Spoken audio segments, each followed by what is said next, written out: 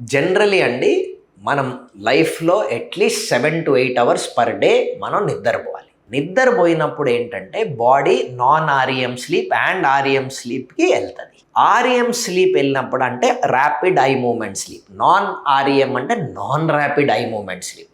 ఇందులో memory consolidation అవ్వడము, stress level తగ్గడము, కార్టిసాల్ లెవెల్ తగ్గడం అవుతుంది.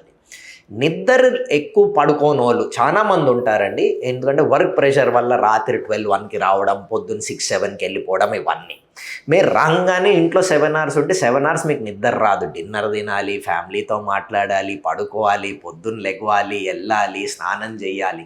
సో 5-7 hours కన్నా తక్కువ ఉండే వాళ్ళకి స్ట్రెస్ హార్మోన్ లెవెల్ అంటే కార్టిసాల్ లెవెల్ పెరుగుతుంది. కార్టిసాల్ లెవెల్ పెరిగేటప్పటికి అది మీ షుగర్ లెవెల్ని పెంచుతుంది. ఇన్ఫ్లమేషన్ ఇన్ యువర్ బాడీ బాగా సీరియస్గా పెరుగుతుంది.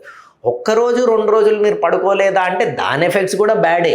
కానీ నెలగా మీరు సరిగ్గా పడుకోవట్లేదు, 5-6 అవర్సే పడుకుంటున్నా, 7 hours నిద్ర యావరేజ్ మీకు పర్ డే రావట్లేదు అంటే chronic stress, severe cortisol level పెరగడం, క్రానిక్ ఇన్ఫ్లమేషన్తో మీకు వచ్చేది మెయిన్గా 2 ప్రాబ్లమ్సే, డయాబెటీస్, హైపర్ టెన్షన్.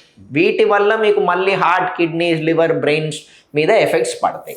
సో నిద్ర అనేది వెరీ ఇంపార్టెంట్. మెమరీ కన్సాలిడేషన్ కాకుండా స్ట్రెస్ తగ్గించడానికి నిద్ర మాత్రమే. 62 లక్షల మంది ప్రజల్లో మెడ్ప్లస్ బ్రాండ్ మెడిసిన్స్ కి మారడం వలన 915 కోట్ల రూపాయలు సేవ్ చేసుకున్నారు. అదే మెడిసిన్స్ అదే క్వాలిటీతో 50 to 80% డిస్కౌంట్లు.